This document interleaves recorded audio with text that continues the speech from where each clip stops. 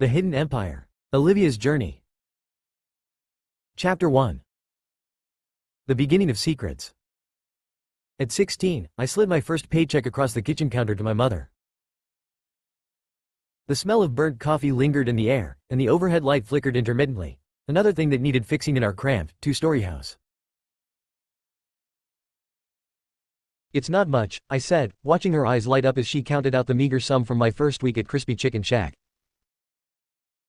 $237 for 40 hours of dealing with grease burns, impatient customers, and the perpetual smell of frying oil that seemed to seep into my skin.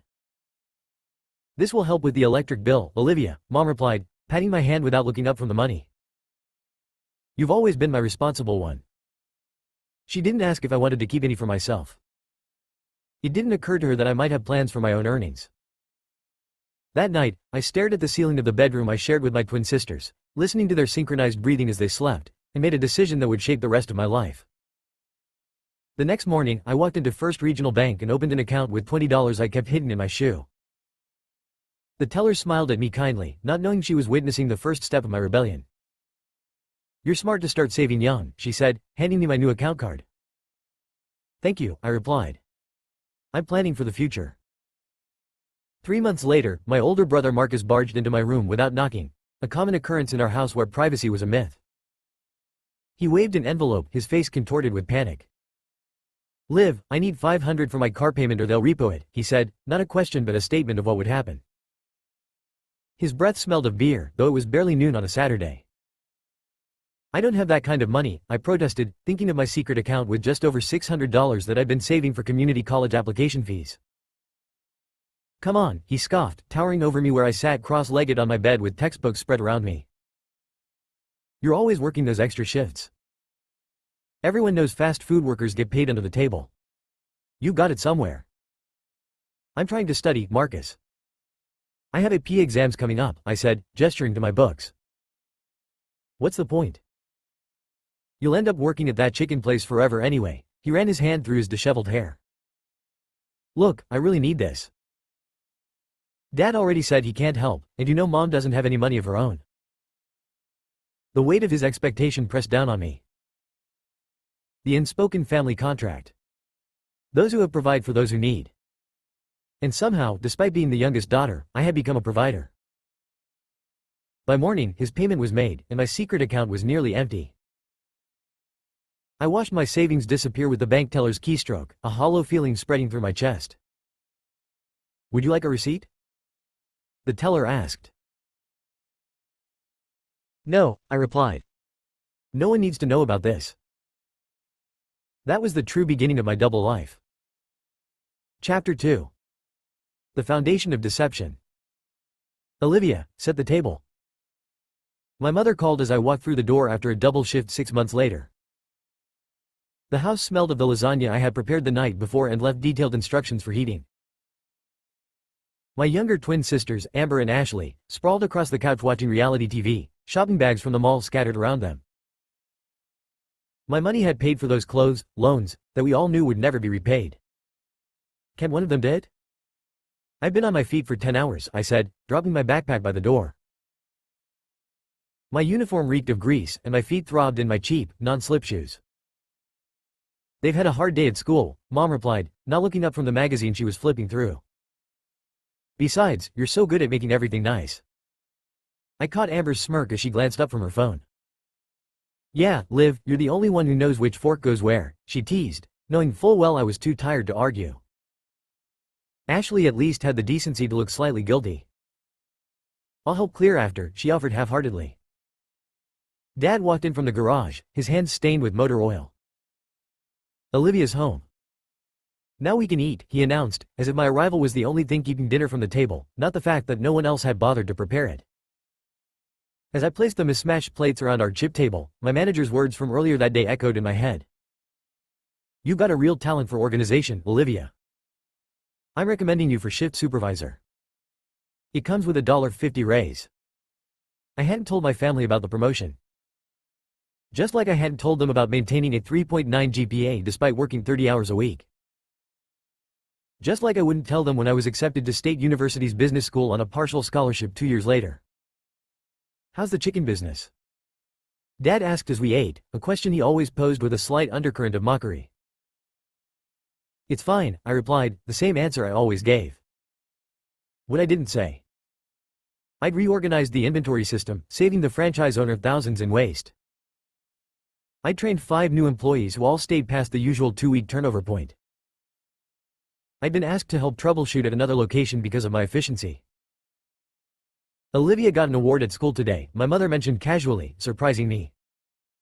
Something about academic excellence. It was just honor roll, I said quickly, downplaying it.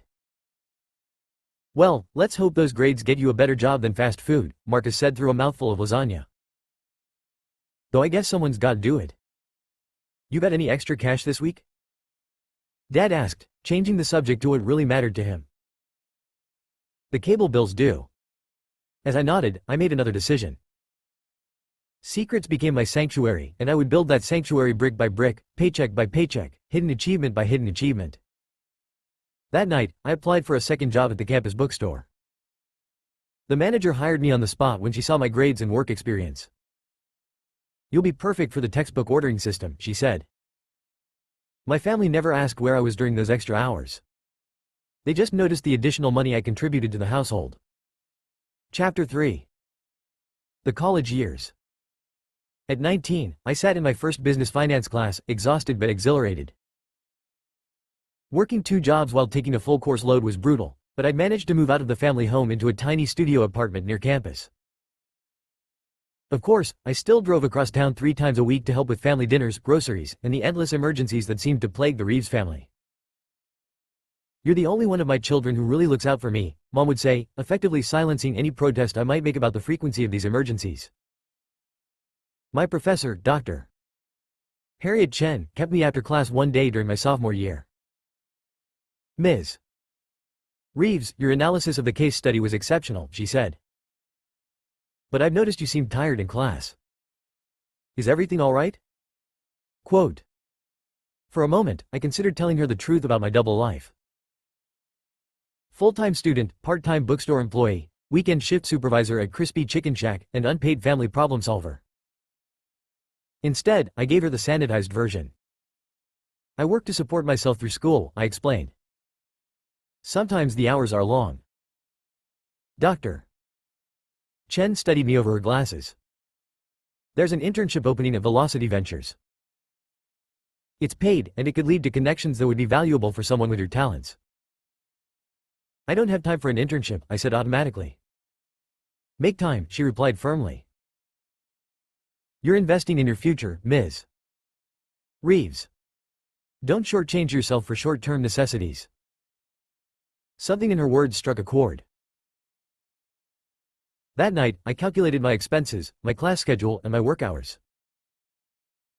If I dropped the bookstore job and limited my hours at Crispy Chicken Shack to weekends only, I could make the internship work.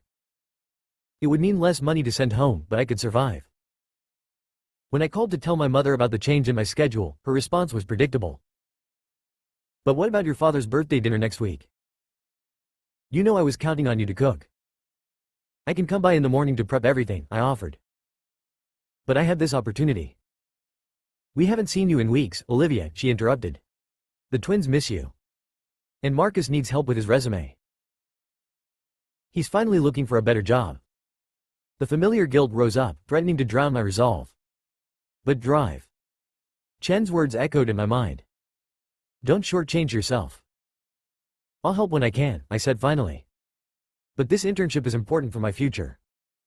Your future, Mom repeated, as if the concept was foreign. Well, I suppose we'll manage somehow. The internship at Velocity Ventures opened my eyes to possibilities I had never considered. I worked directly under Sophia Mendez, a venture capitalist who specialized in food service industry investments. The profit margins in fast food are extraordinary with the right management, Sophia told me during my 3rd week. But most franchise owners don't maximize their potential because they don't understand the operations from the ground up. I thought of my years at Crispy Chicken Shack, of the inefficiencies I'd observed and the improvements I'd implemented as a mere shift supervisor. I think I might have some insight into that, I said cautiously. Sophia raised an eyebrow. Oh? Quote.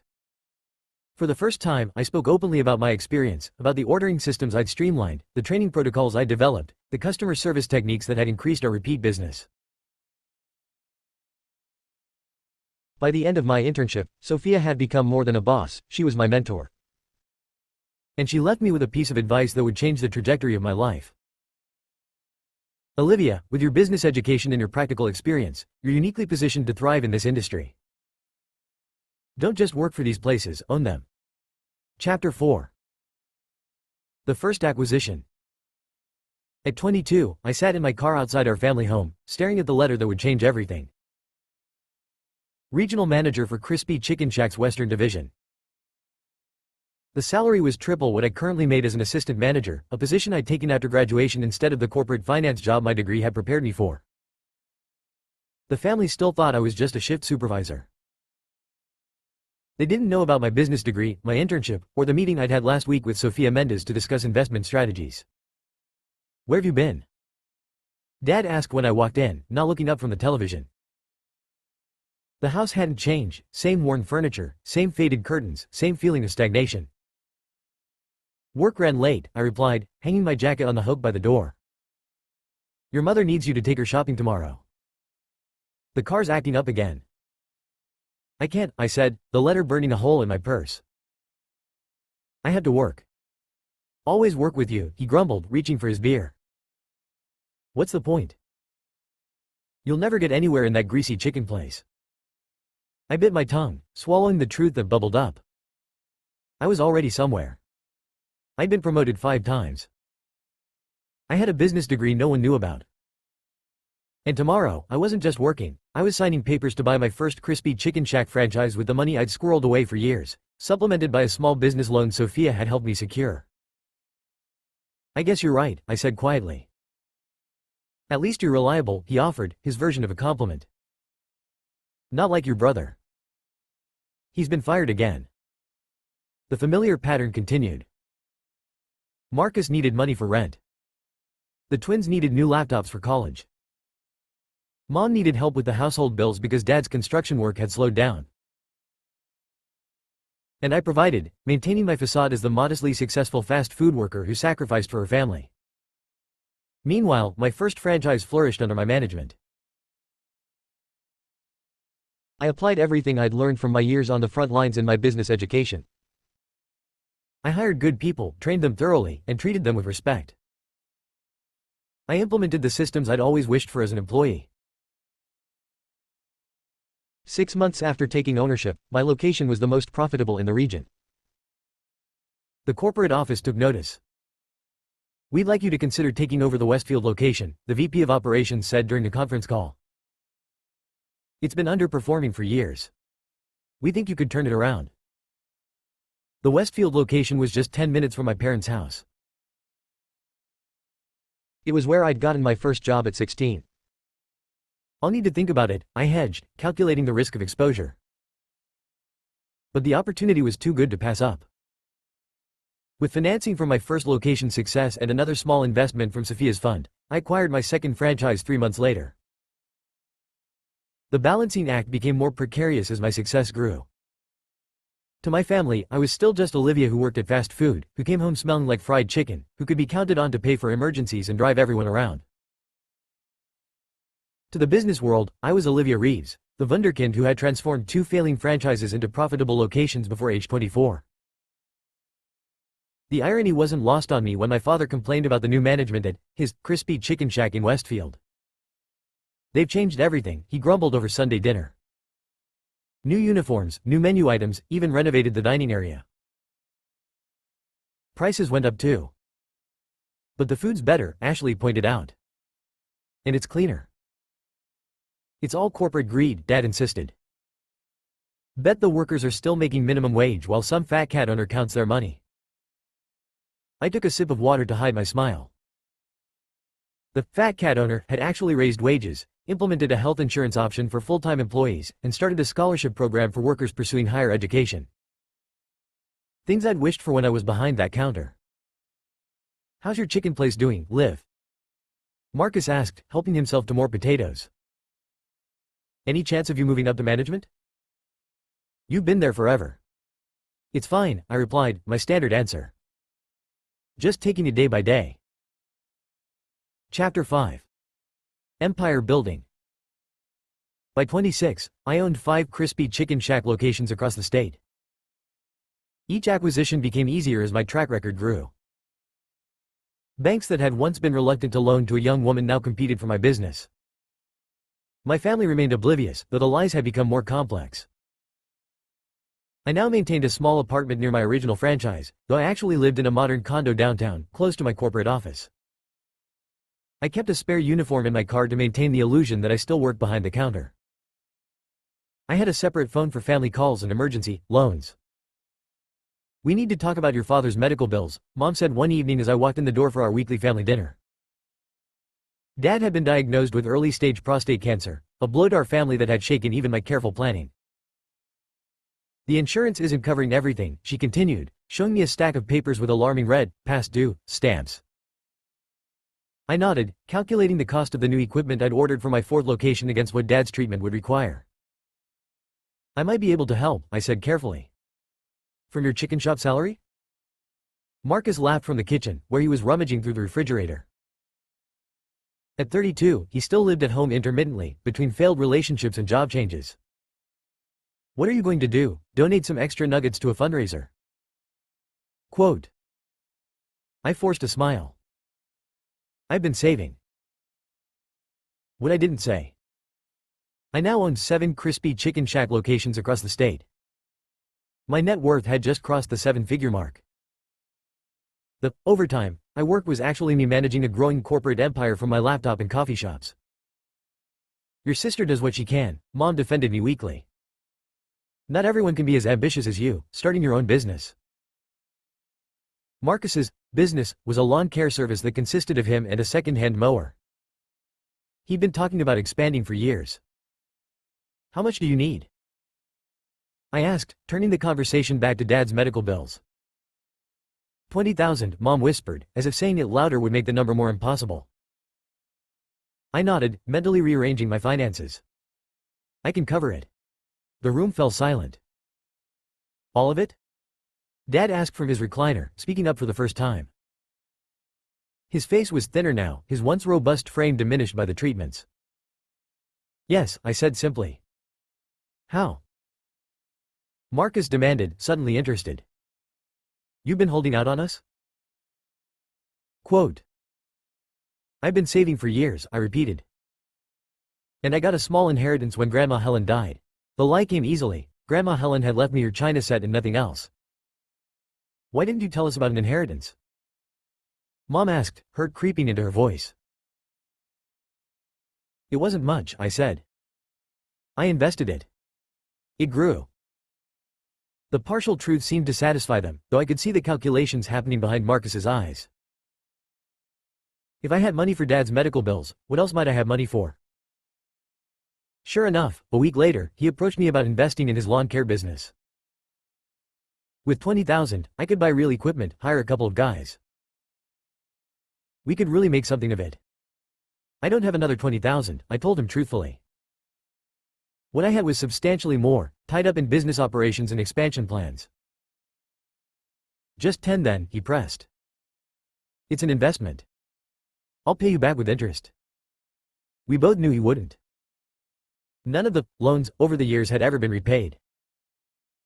"Let me think about it," I said, buying time. That night in my downtown condo, I called Sophia for advice. "You can't keep living this double life forever," she said after I explained the situation. "It's consuming too much of your energy you could be putting into growing your business." "I know," I sighed, looking out at the city lights from my 20th floor window. "But they're family." "Family that doesn't see your value beyond what you can provide for them," Sophia pointed out bluntly. "You've created this extraordinary life, Olivia.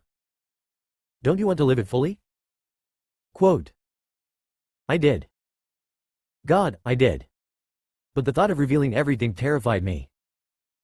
Would they be angry? Hurt? Would they see it as the ultimate betrayal, not my success, but my deception about it? What if I help Marcus properly? I mused. Set up a legitimate business, with proper accounting and oversight? Quote. Is that what you want to do with your capital right now? Sophia challenged.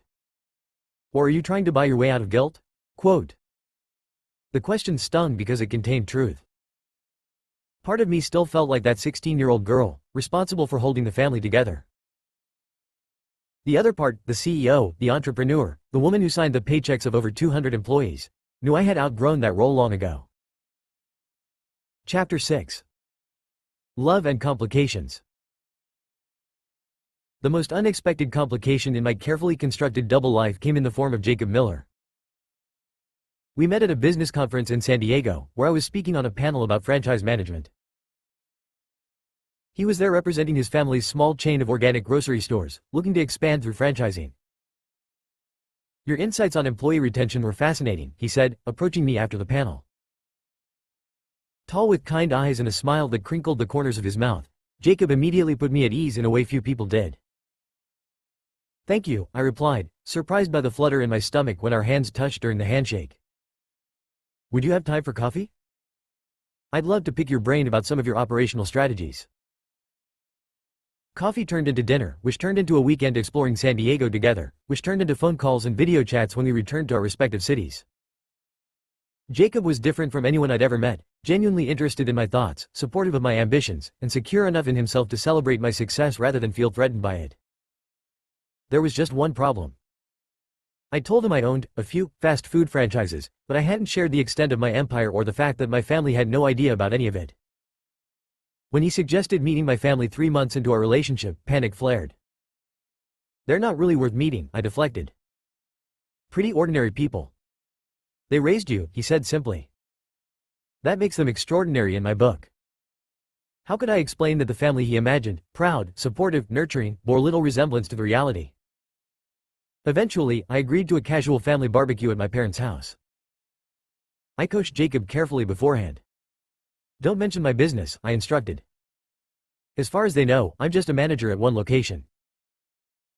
His brow furrowed in confusion. They don't know about your success? Why? Quote. How could I explain the years of dismissal, the casual cruelty of their low expectations, the freedom I'd found in their underestimation of me? It's complicated, I said. Please, just follow my lead. The barbecue was predictably uncomfortable. Dad interrogated Jacob about his family's business while pointedly ignoring any mention of my career. Mom fussed over him, serving him the best portions and refilling his drink attentively, treatment I'd never received from her. The twins alternated between flirting with him and making subtle digs about my appearance and lifestyle. You could do better than that chicken girl, I overheard Ashley tell him as they stood by the cooler of drinks. Don't be mean, Jacob replied, loyal even when I wasn't around. Olivia works harder than anyone I know. He didn't know the half of it. Jacob thought I owned 3 or 4 locations, not the 10 I now controlled. He didn't know about the profile in Entrepreneur magazine or the pending offer to expand into neighboring states. When he proposed 6 months later, on a surprise weekend trip to Napa Valley, I knew I couldn't marry him without sharing the full truth. There's something I need to show you, I said on our drive back to the city, taking a detour that led not to my modest apartment where I received family visitors, but to my corporate office downtown. His confusion turned to shock as the receptionist greeted me with, "Good evening, Ms. Reeves. The quarterly reports are on your desk." I led him through the office with its wall of awards and framed magazine features, 30 under 30 entrepreneurs to watch, fast food's rising star, all bearing my name and face. I don't understand, Jacob said, staring at a photo of me cutting the ribbon at my newest location. No one in my family knows, I explained, anxiety tightening my chest. They think I'm still just working shifts. But I own all of this. To his credit, Jacob didn't ask why I kept it secret from him. Instead, he took my hand and said, "Show me everything." And for the first time in my adult life, I did. I showed him the business plans, the growth projections, the charity foundation I'd started to provide scholarships for fast food workers. I showed him my real condo, my real wardrobe, my real life. "I'm sorry I wasn't honest from the beginning," I said as we sat on my balcony later that night, the city spread out before us. "I understand keeping things from your family," he said slowly. "But why me?" Quote. "Because you liked me when you thought I was just a hardworking manager," I admitted. Do you know how rare that is? Most men are either intimidated by my success or see me as some kind of trophy to acquire. "I fell in love with your mind and your heart," Jacob said. The size of your business portfolio doesn't change who you are. But he was wrong about one thing. The deception had changed me. Years of compartmentalizing, of downplaying my achievements, of living below my means to maintain the charade, they had taken a toll. I don't want to live like this anymore, I said suddenly. I'm tired of hiding. Jacob squeezed my hand. Then don't. Chapter 7. The Revelation. The wedding became the catalyst. I couldn't hide a proper ceremony, couldn't explain away the cost without revealing the truth. Jacob and I are getting married, I announced at Sunday dinner, 6 months before the date. That's wonderful, honey, Mom said, patting my hand. We can have a small ceremony in the backyard. I'm sure your chicken place would cater at a discount. Marcus snorted, twisting the cap off another beer. Better start saving those pennies now. I took a deep breath and looked at Jacob, who nodded encouragingly. Actually, we've already booked the Grand Plaza Hotel.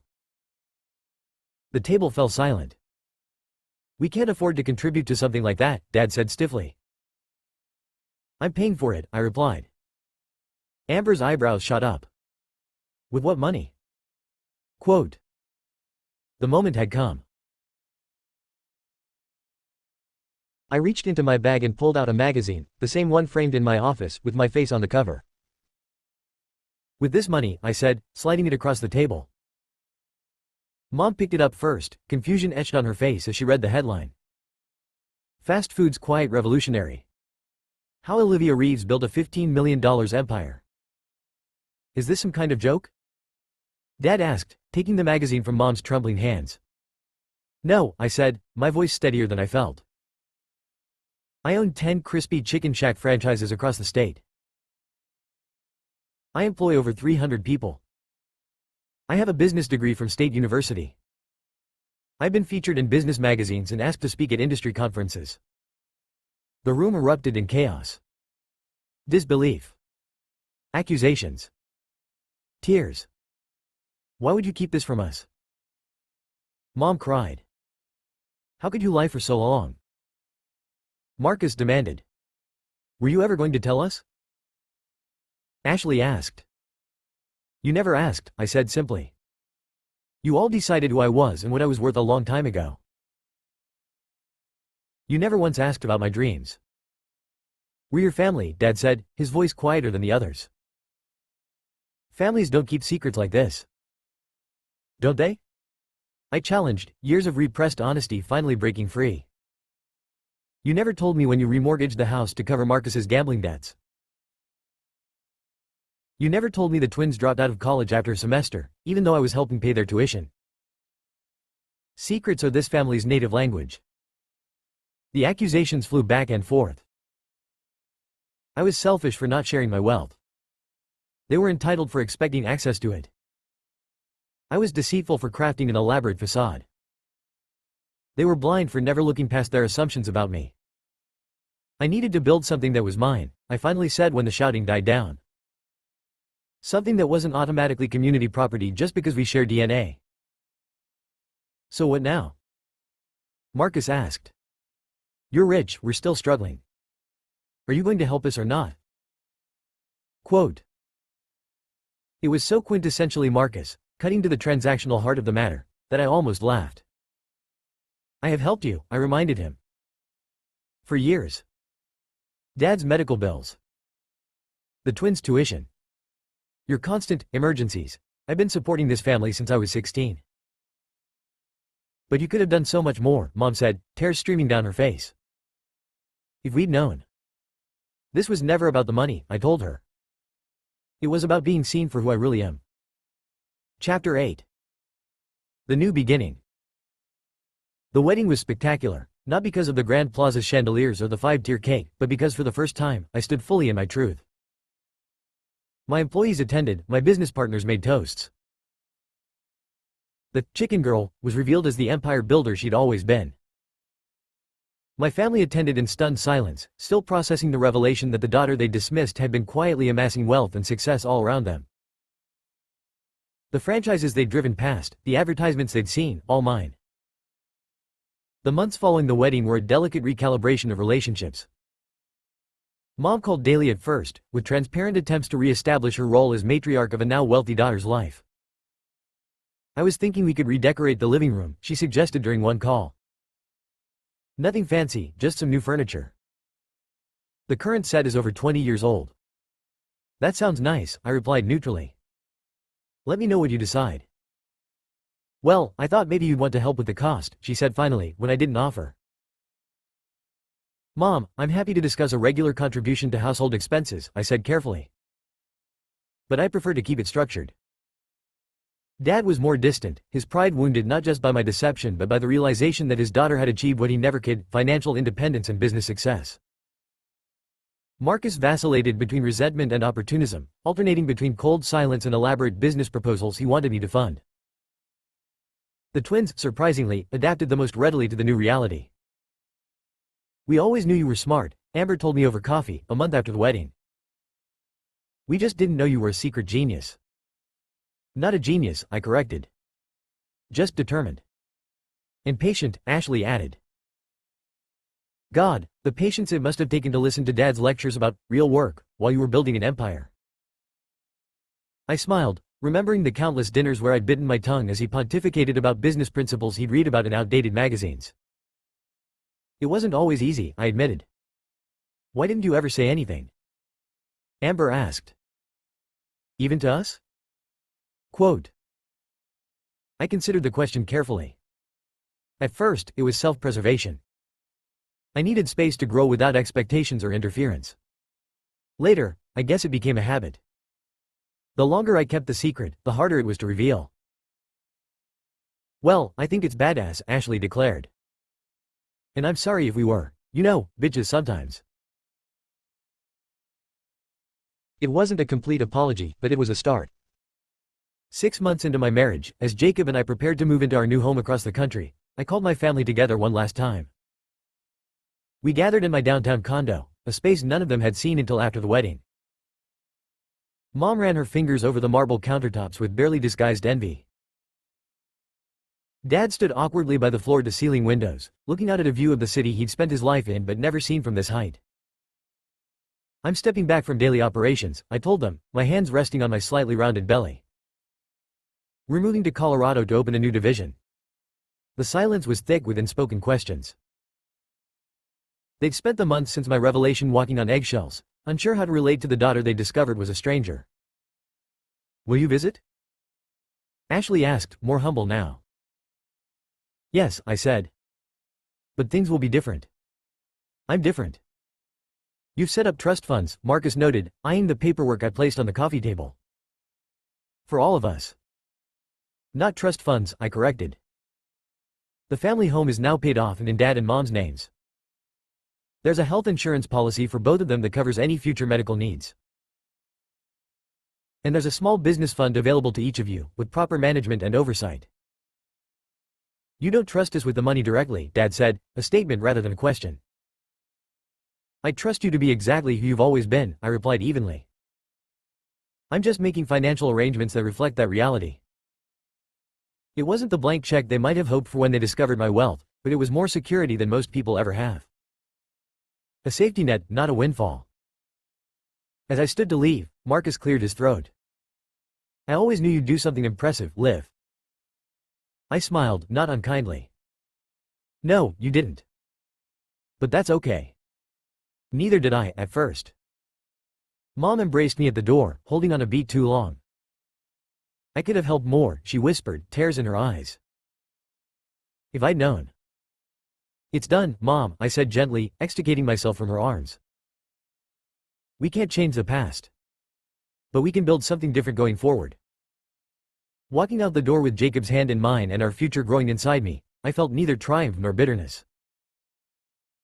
Just release. The double life was over. The hiding was done. My child would never know what it meant to be unseen. They would grow up watching their mother stand proudly in her accomplishments, never shrinking to make others comfortable. They would know their worth wasn't measured by others' expectations. Jacob and I moved to Denver the following month. I opened 3 new locations in the first year, while scaling back my day-to-day involvement to focus on my growing family. Our daughter, Sophia Helen Reeves Miller, was born on a snowy Tuesday morning, her determined cry announcing her arrival to the world. "She has your spirit," Jacob said as we watched her sleep in her hospital bassinet. "Strong from the very beginning." My family sent gifts and called with congratulations. The dysfunction wasn't magically cured, but the dynamics had shifted. I was no longer the reliable provider to be taken for granted, but a successful adult with boundaries to be respected. On Sophia's first birthday, we hosted a small celebration at our Denver home. To my surprise, all my family made the trip, the first time they'd visited since we moved. "This place is something else," Dad said, looking around the modern, spacious house with its mountain views.